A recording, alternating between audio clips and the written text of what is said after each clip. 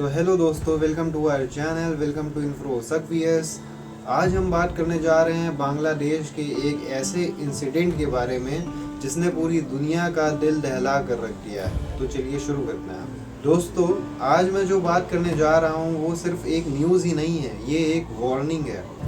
बांग्लादेश से एक इंसिडेंट सामने आ रहा है, जिस इंसिडेंट में एक दीपू नाम का लड़का था, उस पे मॉब वायलेंस हुआ है। तो मेरे इस वीडियो का बनाने का गोल ये रहेगा कि इस इंसिडेंट के बारे में ज़्यादा से ज़्यादा खबर फैले और पता चले लोगों को कि ये क्यों हुआ है और इसके पीछे किन किन लोगों का हाथ था और ऐसे इंसिडेंट्स होने से हम सब पर क्या इम्पैक्ट पड़ता है। तो बात करते हैं एग्जैक्टली हुआ क्या था। तो अवेलेबल रिपोर्ट्स के अकॉर्डिंग दीपू पर कुछ एलिगेशंस लगाए गए थे एंड उसके बाद जो हुआ वो किसी भी सोसाइटी के लिए बहुत ही शर्मनाक है। एलिजिडली एक पूरी मॉब ने दीपू को पकड़कर पहले बहुत मारा, उसे एकदम अधमरा कर दिया, देन उसके बाद एक चौराहे पर लकड़ी पर उसको जलाया गया। तो ये आप समझ सकते हैं कि ये ह्यूमनली पॉसिबल नहीं है। There must be some demons in that mob.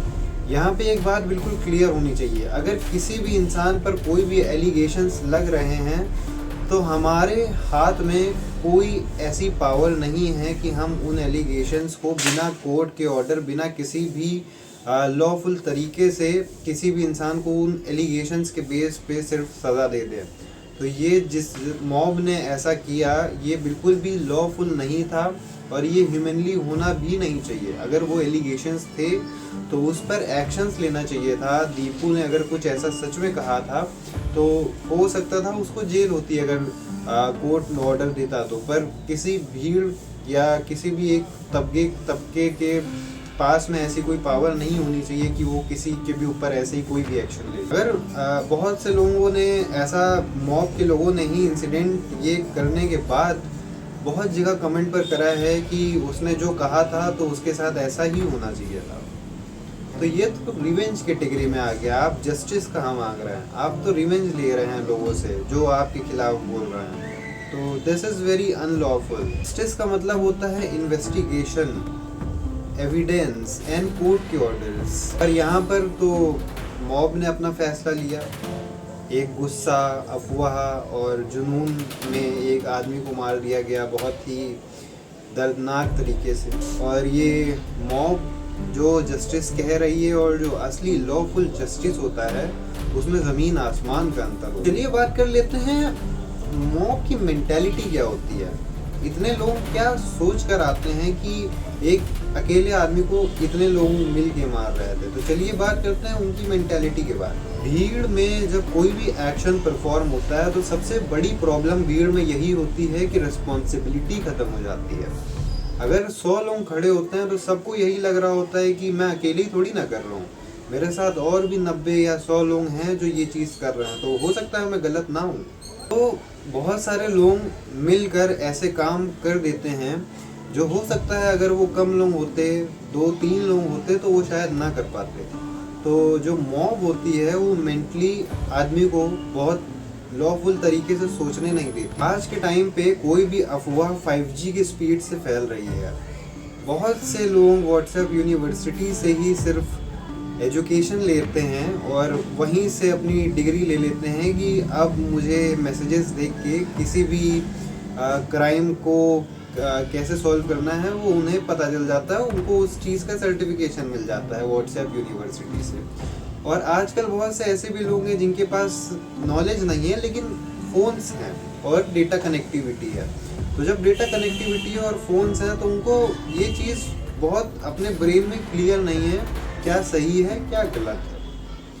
तो लोगों को व्हाट्सएप पे जो भी दिख जाता है वो उसे सच मान लेते हैं और फिर उसके बाद क्या, उसके बाद फ्राइडेज को बिगड़ तैयार है। उनके केस में भी ये चीज़ उठाना चाहिए, ये बात पूछनी चाहिए कि जो एलिगेशन उस पर लगाए गए थे क्या वो बिल्कुल सही थे, और अगर लगाए गए भी थे, अगर कहा भी था तो सिर्फ कह देना ही क्या आप ऐसे एक्शंस लेंगे हर चीज़?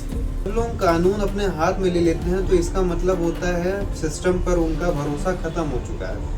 ये बांग्लादेश की बात है तो हम लोगों को वैसे कोई वो तो नहीं करना चाहिए, क्योंकि वहाँ की सरकार और वहाँ के सिस्टम तो पहले ही हम लोग जानते हैं कितने लॉफुली वर्क करते हैं। यहाँ पर सवाल ये उठना चाहिए, इंटरनेशनल मीडिया को बांग्लादेश से यह पूछना चाहिए कि वहाँ पर पुलिस क्या कर रही थी, उनकी आर्म्ड फोर्सेस वहाँ पर क्यों नहीं पहुँची समय से। अगर ऐसा कुछ हुआ है तो अभी तक ढंग से उन मॉब के ऊपर वो जो लोग सबसे आगे थे उन पर कोई भी एक्शंस क्यों नहीं लिए गए।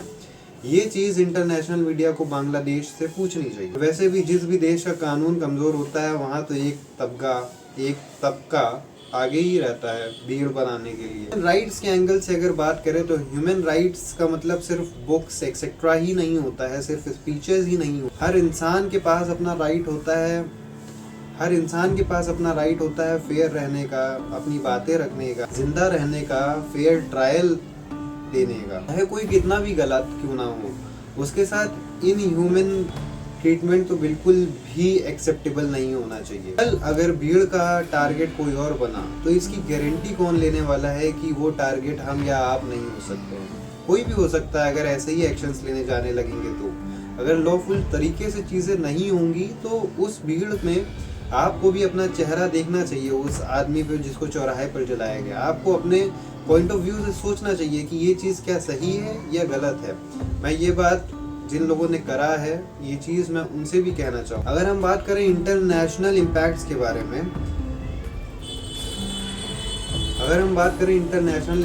के बारे में तो ऐसे इंसिडेंट्स जब भी जा रहे होते हैं लाइव इंटरनेट पे तो सिर्फ कोई एक एरिया या सिर्फ कोई एक कम्युनिटी पर बात नहीं होती है, ये इंटरनेशनल मीडिया में बात उछलती है और ये बहुत लोगों को, बहुत फैमिलीज को इम्पैक्ट कर रही होती है। कंट्री की ग्लोबल इमेज, टूरिज्म, सब बाकी बिजनेस वगैरह पर भी सवाल उठाए जा सकते हैं। हालांकि बांग्लादेश की क्या ही बात करूँ मैं, टूरिज्म या क्या ही बात करें, चलिए छोड़ते हैं। सबसे बड़ी बात यह है कि लोग मॉब वायलेंस से डर कर जीने लगेंगे।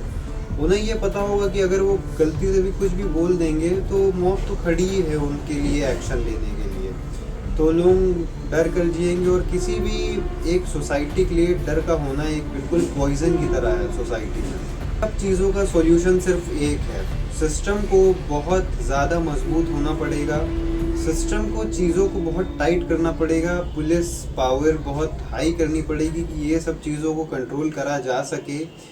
किसी भी मॉब का बनना या कोई भी ऐसा एक्शन ले लेने में जो भी लोग आपको दिखें, जो भी क्रिमिनल ऑफेंस में आए, उन पे बहुत ही बिल्कुल ऐसा ही कुछ ट्रीटमेंट उनके साथ होना चाहिए ताकि और लोग ये चीज़ देख के डरें और ये चीज़ ना करें दोबारा से। गुस्सा नेचुरल होता है हर इंसान के अंदर, पर हम लोगों की एडुकेशन और हम लोगों की सिविलाइजेशन हम लोगों को वो गुस्सा संभालने को कहती है। वो गुस्सा को दबा के रख के एक माइंडफुल तरीके से काम करने का एक तरीका सिखाती है। अगर आप ऐसे काम करेंगे तो जानवरों और एक सिविलाइज्ड सोसाइटी के लोगों में कोई अंतर नहीं रह जाता है। दोस्तों, इस वीडियो का मकसद किसी भी इंसान को या किसी भी कम्युनिटी को ब्लेम करना नहीं था, सिर्फ ये समझाना था कि हम लोग ह्यूमंस हैं और हम लोगों को ह्यूमनफुल वेज से काम करने चाहिए। एक ऐसे काम नहीं करना चाहिए कि किसी भी इंसान को इतनी बुरी तरीके से मारना चाहिए, जो कि मुझे नहीं लगता इंसान कर पाएंगे ऐसा। इस वीडियो का गोल सिर्फ यह है कि आप सबको याद है कि हम पहले इंसान हैं, तो ऐसा कोई भी काम करने से पहले एक बार हिट ज़रूर हो कि जिसको आपने मारा है वो भी किसी का बच्चा होगा। वॉयलेंस से शांति नहीं मिलती, वॉयलेंस से कोई भी क्राइम का जस्टिफिकेशन नहीं होता, तो वॉयलेंस ठीक चीज़ नहीं है। तो अगर आप भी मानते हो कि वहाँ पर जो हुआ वो गलत हुआ और लॉ सबसे ऊपर सबसे पहले होना चाहिए, तो इस वीडियो को लाइक करें, जितना हो सके आपसे इस वीडियो को शेयर करिए। मैं आपका दोस्त संकल्प मिलूँगा आपसे अगले ऐसे ही कोई नए वीडियो में। तब तक के लिए आप मेरे पुराने वीडियोस देख सकते हैं जो कि यहाँ पर इस समय आपको दिख रहे होंगे। तो चलिए ख़त्म करते हैं इस वीडियो को। जय हिंद, जय भारत।